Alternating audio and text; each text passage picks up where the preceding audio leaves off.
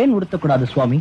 தன் பக்தர்கள் எல்லாம் கருப்பு துணி கட்டுவாங்கன்னு ஐயப்பன் சனீஸ்வரருக்கு வாக்கு கொடுத்திருக்காரு. அதுக்கு காரணம் இருக்கு.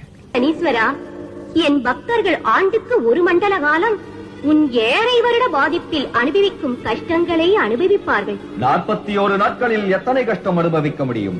நான் உருவாக்கும் கஷ்டமோ அதைவிட பல கோடி. மதுரமான சுவையுடன் விதவிதமாக விருந்துண்டு கழித்தோரை சோற்றுக்கே அலைய வைப்பேன்.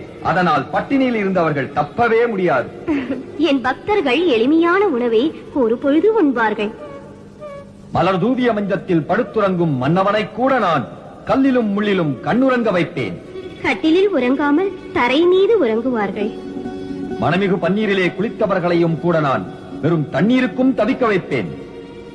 உதயத்திலும் அந்தியிலும் பன்னீருக்கு பதில் தண்ணீரில் குளிப்பதை பக்தி சத்தையோடு ஏற்பார்கள்.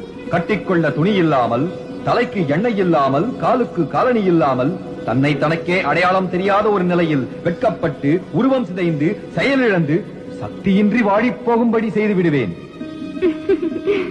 உனக்கு இஷ்டமான வண்ணம் கருப்பு வண்ணம் தானே? கருப்பு உடையணிந்து காலணி கூட அணியாமல், விரத காலத்தில் முடி திருத்திக் கொள்ளாமல், மணிமாலை அணிந்து விரதமேற்று சுக சௌக்கியங்களை உதறிவிட்டு சுவாமி என்று அழைக்கப்படுவார். நீ சொன்ன கஷ்டங்களை எல்லாம் பக்தியோடு ஆனந்தமாக ஏற்று அனுபவிப்பார். சந்தோஷம்தானே? சுவாமி, மற்றுமொரு முக்கியமான விஷயம். என் பார்வை பட்டால் இணைந்து வாழும் தம்பதிகள் பிரிந்து விடுவார்கள். கடுமையான பிரம்மச்சரியத்தை விரதமாக கொண்டு சுவாமியே சரணம் ஐயப்பா என்று சரணகோஷம் செய்து காடுமேடுகளை கடந்து என் தரிசனத்துக்கு வருவார்கள்.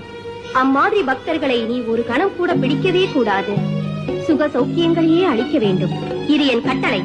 தர்மசாஸ்தாவின் அவதாரமான உன் கட்டளையை நான் சிறமே